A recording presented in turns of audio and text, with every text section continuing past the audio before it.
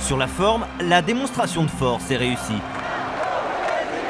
Nicolas Sarkozy et près de 60 000 militants, pas de sigle UMP, mais plusieurs milliers de fanions tricolores. C'est le plus gros meeting de la campagne, celui qui doit relancer le président candidat, distancé dans les sondages. Il faut un gouvernement politique de Schengen. Sur le fond, les formules choc visent l'Europe. Nicolas Sarkozy, en cas de réélection, promet de changer les règles du jeu avec une renégociation du traité de Schengen et des accords de libre-échange.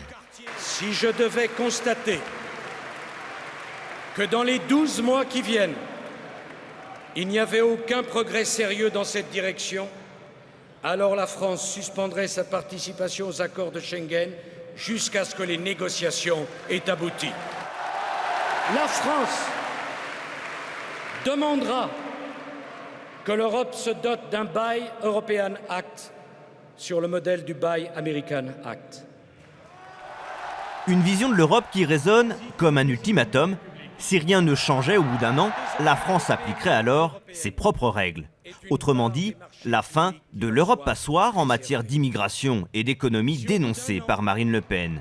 À moins de 6 semaines du premier tour, ce rassemblement, c'est aussi un dernier appel à la mobilisation.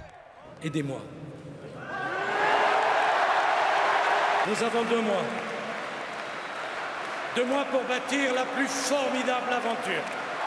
Nicolas Sarkozy cet après-midi a dit oui à la France du non, à cette France du non qui en 2005 avait demandé le retour de la souveraineté, de l'Europe des nations libres, des peuples souverains. C'est-à-dire que nous sommes pour l'Europe.